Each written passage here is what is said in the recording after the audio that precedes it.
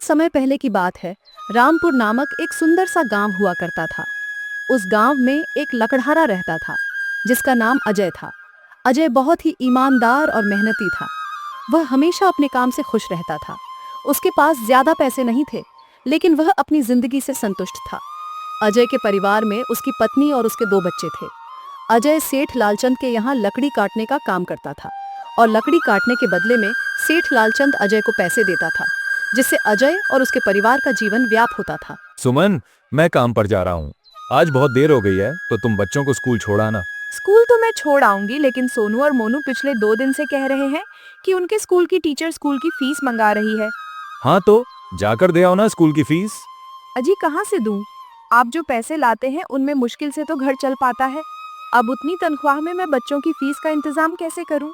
अजी मैं एक बात आपको साफ साफ कह देती हूँ, आप सेठ लालचंद जी से पगार बढ़ाने की बात कहिए। दिन पर दिन खर्च बढ़ता जा रहा है। बाजार में अगर सब्जी लेने निकलो तो सब्जियों के दाम आसमान छू रहे हैं, और बच्चों की पढ़ाई का खर्चा, घर का खर्चा, अब इतनी कम तनख्वाह में कैसे गुजारा होगा? ठीक है, मैं आज ही सेठ जी से थोड़ा पगार बढ़ाने की बात करता हूँ। इतना कहकर अजय काम पर चला जाता है। अरे भाई, आज तो पगार का दिन है। देखो, अब यह सेठ लालचंद कोई ना कोई लोचा जरूर करेगा। हमेशा कोई ना कोई बहाना बनाकर पगार कम कर देता है, और अगली बार तो मेरी आधी पगार काट ली थी, यह कहकर कि जो मैंने 200 रुपए लालचंद जी से उधार लिए थे उसका ब्याज बढ़कर 1000 हो गया है। इसलिए मैं तुम्हारी पगार में से ब्याज काट रहा हूँ। हरिया भाई, तुम एकदम ठीक कह रहे हो। ये सेठ लालचंद एक नंबर का चालाक और लालची इंसान है। एक तो दुगुना काम लेता है और बदले में पैसे भी पूरे नहीं देता। ऐसे कहकर सभी लकड़हारे अपने काम पर लग जाते हैं। काम करने के बाद सेठ लालचंद के पास जाते हैं। सेठ जी, महीना पूरा हो गया है, हमें हमारी तनख्वाह दे दीजिए। देखो भाइयों, अभी मेरे पास तुम्हें देने के लिए पैसे नहीं है। अभी माल नहीं बिका है, सारा माल गोदाम में ही पड़ा हुआ है। कल या परसों तक तुम्हें तुम्हारी तनख्वाह मिल जाएगी। पर सेठ जी, अभी हमारे पास बिल्कुल पैसे नहीं बचे हैं। घर का भी सामान लाना है, बच्चों की फीस भरनी है। अरे मैंने कहा तो सही, 1-2 दिन और रुक जाओ, कल या परसों तक पैसे मिल जाएंगे। अभी मेरे पास पैसे नहीं हैं। सभी लकड़हारे निराश मन से अपने अपने घर आ जाते हैं। अजी क्या हुआ? इस बार कितना पगार मिला है? मुझे अभी कोई पगार नहीं मिला। सेठ जी ने कहा है कि 1-2 दिन में पगार मिल जाएगा। पगार नहीं मिला आपको? तो पता है ना, बच्चों की फीस भरनी है। इनकी स्कूल टीचर ने आज साफ साफ चेतावनी दे दी है कि अगर कल फीस नहीं लाई तो बच्चों को घर पर ही बिठा लेना। अब बताओ मैं क्या करूं? मैं क्या करूं? ये सेठ जी समय पर कभी पैसे देते ही नहीं है। अब तो बस हम इंतजार के सिवा और कुछ नहीं कर सकते। 1-2 दिन की बात है, देख लेते हैं। ऐसे ही 2 दिन गुजर जाते हैं। 2 दिन बाद सेठ लालचंद सबको पगार देता है। अजय, यह लो तुम्हारे मेहनत के पैसे। पर सेठ जी, 2000 क्यों? मेरे तो पूरे 3000 बनते हैं ना। मैंने तो कोई छुट्टी भी नहीं की और ना ही कोई आराम। मैंने तो अपना सारा काम समय पर किया है। हाँ, समय पर तो किया है, पर इस समय बाजार में लकड़ियों का दाम काफी सस्ता हो गया है। इस वजह से अभी तुम्हें भी पगार कम ही मिलेगी। जब तक लकड़ियों का दाम नहीं बढ़ता, तुम्हें उतना ही मिलेगा। पर सेठ जी, बात तो 3000 की हुई थी ना। अब 2000 में कैसे घर चलाऊंगा? बच्चों की स्कूल की फीस भी भरनी है। सेठ जी, इस बार आप पूरे पैसे दे दीजिए। अजय, तुझे 2000 ही मिलेंगे। तुझे यहाँ काम करना है तो कर, वरना कहीं और काम ढूंढ ले। अरे भाई, ये सेठ लालचंद एक नंबर का बेईमान इंसान है। सारे पैसे अपने जेब में भर लेता है और बहाने बनाता है कि लकड़ियों के दाम सस्ते हो गए हैं। देख लेना, हम गरीबों की हाय जरूर लगेगी। नहीं हरिया, ऐसे नहीं कहते। वह हमारे अन्नदाता है। अरे काहे का अन्नदाता? काम के पूरे पैसे तो देता नहीं है। पूरे महीने मेहनत करके भी क्या मिलता है? बस ये 2000। इसमें घर खर्च कैसे चलाएं? ऐसे तो हम कभी तरक्की नहीं कर पाएंगे। और हम कर भी क्या सकते हैं हरिया? हमें लकड़ी काटने के सिवा और कोई काम कहाँ आता है? और कोई काम खोलना भी चाहे तो उसके लिए हमारे पास इतने पैसे कहाँ हैं? अब जो भी हो, हमारा तो बस यही सेठ लालचंद ही सहारा है। कुछ देर बातें करने के बाद दोनों अपने घर की ओर निकल पड़ते हैं। जी आ गए आप। कितनी पगार मिली है? सुमन, इस बार सेठ जी ने बस 2000 ही दिए हैं। बस 2000? इतने में कैसे घर चलाएंगे? बच्चों की फीस में ही 1000 निकल जाएंगे। फिर 1000 में क्या करेंगे? अब मैं क्या कहूँ सुमन, अब तुम्हें इसी में ही गुजारा करना होगा। तुम सबसे पहले बच्चों की फीस भर देना, इसके बाद बाकी का मैं देखता हूँ। अजी आप क्या देख लोगे? सेठ जी से पूरे पैसे तो मांगे नहीं गए? नहीं सुमन, मैंने सेठ जी से पैसों के लिए कहा था, पर सेठ जी ने साफ इनकार कर दिया और कहा, यह लेना है तो लो, वरना कहीं और काम ढूंढ सकते हो। मैं सोच रहा हूं कि लकड़ी काटने के बाद मैं कहीं और भी काम ढूंढ लूं। सेठ जी के यहां से काम करने के बाद मैं दूसरी जगह पर काम किया करूंगा, इससे कुछ ज्यादा आमदनी हो जाएगी। आज ही मैं सेठ जी के यहाँ पर काम करने के बाद और भी जगह काम ढूंढने जाऊंगा। इतना कहकर अजय काम पर निकल जाता है और जैसा कि अजय ने कहा था, वह लालचंद के यहाँ काम करने के बाद काम की तलाश में निकल जाता है। रामू पूरे गांव में काम ढूंढता है, दुकानों पर जाकर लोगों से काम मांगता है, मगर अजय को केवल निराशा ही हाथ लगती है। अंत में थक हार कर अजय वापस जाने लगता है। तभी वह देखता है कि अचानक बहुत सारे भैंसों का झुंड उसकी तरफ दौड़े आ रहा है। यह देखकर अजय बहुत डर जाता है। वह इधर उधर देखता है तो उसे एक गुफा दिखती है और वह गुफा में जाकर छुप जाता है। जब भैंसों का झुंड वहां से निकल जाता है, तब अजय की जान में जान आती है। हे भगवान, आज तो बाल बाल बच गया। मैं वरना आज तो इन भैंसों के पैरों तले तो कुचला ही जाता। पर ये मैं कहाँ आ गया?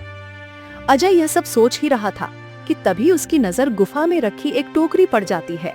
अजय उस टोकरी के पास जाता है। ये कैसी गुफा है? ये कैसी टोकरी यहाँ पड़ी है? इसे मैं घर ले जाता हूँ, सामान रखने के काम आ जाएगी। अजय जैसे ही उस टोकरी को हाथ लगाता है, गुफा में से एक आवाज आती है। रुक जाओ, इसे छूने की कोशिश मत करना। यह आवाज सुनकर अजय एकदम पीछे हट जाता है। तभी गुफा में एक जिन प्रकट हो जाता है और वह अजय से कहता है, कौन हो तुम और मेरी गुफा में क्या कर रहे हो?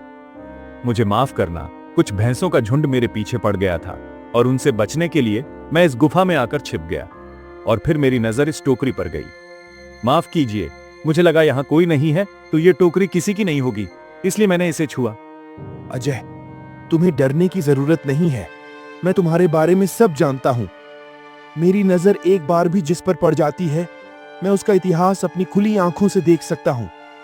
पर आप है कौन और आप इतने विचित्र क्यों दिखाई पड़ रहे हैं? आप अपना परिचय दीजिए। मैं एक जिन हूँ और मैं कई सालों से इस गुफा की रक्षा कर रहा हूँ। ये गुफा मेरे पूर्वजों की है। इस गुफा में केवल वही इंसान घुस सकता है जिसका मन बिल्कुल पवित्र हो। अगर तुम अपवित्र होते तो तुम इस गुफा में कभी नहीं घुस पाते। तुम एक सच्चे इंसान हो, इसीलिए तुम इस गुफा में घुस पाए और इस टोकरी को छू पाए। अब तुमने इस टोकरी को छुआ है तो यह टोकरी तुम्हारी हुई।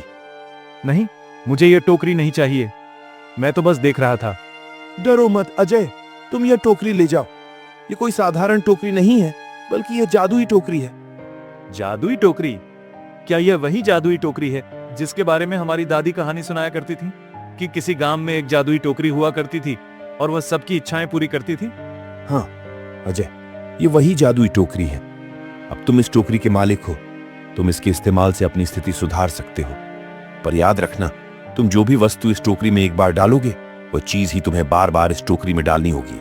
इसके अलावा तुम और दूसरी कोई चीज इस टोकरी में नहीं डाल सकते।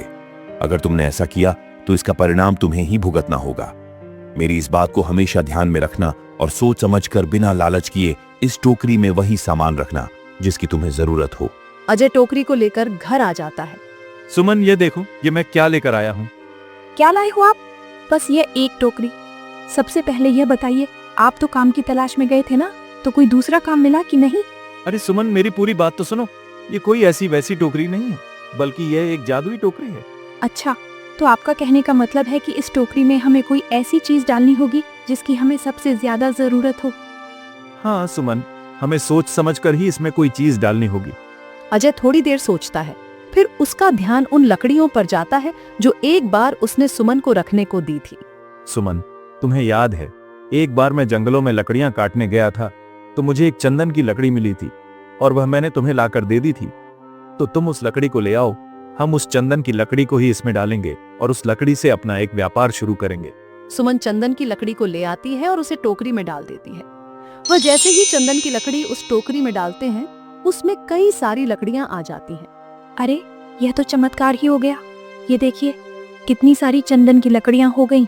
अगर आप इसको बेचेंगे तो इससे काफी अच्छे पैसे मिलेंगे। हाँ सुमन, मैं कल सुबह बाजार जाकर इनको बेच आऊंगा और जो पैसे मिलेंगे उससे हम अपने सोनू और मोनू के स्कूल की फीस भर देंगे और बाकी बचे पैसों को संभाल कर रख लेंगे। अगले दिन अजय लालचंद सेठ के यहाँ काम पर ना जाकर चंदन की लकड़ियों को बेचने के लिए बाजार की ओर निकल पड़ता है।